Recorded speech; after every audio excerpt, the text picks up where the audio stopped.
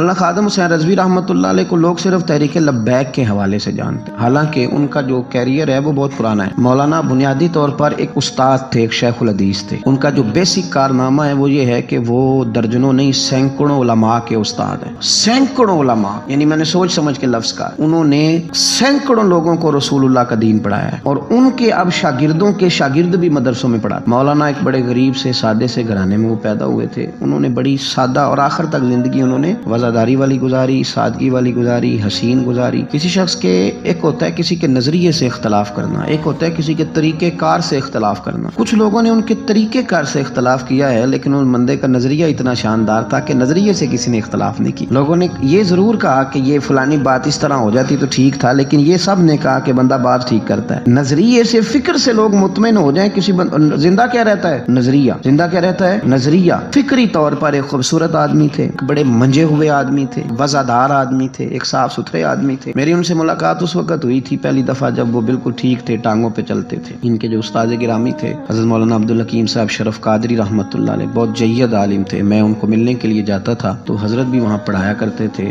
لاہور جامعہ نظامیہ میں، تو وہاں ان سے پہلی ملاقات ہوئی۔ پھر انہوں نے جو جماعت سب سے پہلے بنائی تھی اس کا نام تھا انجمن فدا یعنی ختم نبوت۔ اس جماعت سے انہوں نے کام کا آغاز کیا، اور بڑے اوائل میں، بڑے شروع میں انہوں نے ختم نبوت کے تعلق سے مختصر سے کام کا آغاز کیا، اور بڑی جلدی ان کا کام پھیل گیا۔ مکی پیر مکی دربار میں یہ اوقاف کی مسجد کے سرکاری خطیب تھے، لیکن حضرت ممتاز قادری صاحب رحمۃ اللہ علیہ کی شہادت پہ انہوں نے سرکاری ملازمت چھوڑ دی۔ اس کے بعد انہوں نے بڑی محنت کی، بڑی جد و جہد کی، بڑی کاوش کی، بیمار اور معذور ہونے کے باوجود بڑی کوششیں فرمائیں، اور بڑے نڈر تھے، بڑے بے باک تھے، بڑے خوبصورت تھے۔ سب سے بڑی بات یہ تھی کہ سکہ عالم دین تھے۔ جماعت میں کسی بھی سیاسی جماعت کے پاس اتنا تگڑا بندہ نہیں جس طرح کہ حضرت مولانا خادم حسین رضوی صاحب۔ میری ان سے تسلسل، جیل جانے سے پہلے میں ملا، جیل سے آئے تو پھر ملا۔ میں گرچہ ان کی جماعت میں کبھی شامل نہیں ہوا، لیکن فکری طور پر ان سے جو کہ پہلے کا ایک تعلق تھا، ابھی بھی 24 اکتوبر کو پچھلے مہینے کی وہ گجرات جا رہے تھے تو کچھ دیر ہمارے پاس رکے، اور دیر تک وہ باتیں کرتے رہے، اور دیر تک ان کی میں باتیں سنتا رہا۔ پھر وہ مجھ سے کچھ سوالات پوچھتے رہے، میں ان کے جواب دیتا رہا۔ پھر اچانک جو ہے وہ کچھ دن پہلے خبر ملی کہ ان کا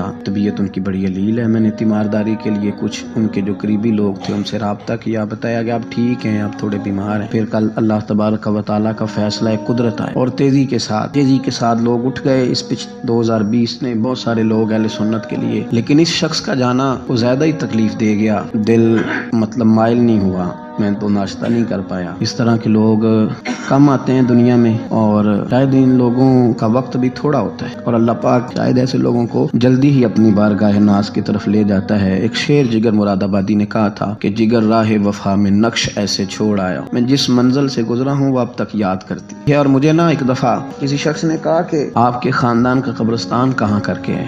لوگ لکھنے والے جو لوگ ہوتے ہیں وہ پوچھتے رہتے ہیں کہ اس بندے نے کیا وصیت کی ہے، تحریری والے لوگ۔ تو میں نے انہیں کہا کہ قبر بھی بانی جائے گی۔ تو مجھے کہنے لگے کہ کس طرح کر کے پتہ چلے گا؟ تو میں نے کہا تے اکھاں جدوں میٹیاں تے پھر زمانہ مینوں روے، اپنا تے اپنا بیگانہ مینوں روے گا، تے جدوں نہ میں دسیا میں خارا نوں میں خانے وچ، پھر جام ٹوٹ جان گے میں خانہ مینوں روے گا۔ کئی لوک لوک رون گے تے کئی بک بک رون گے،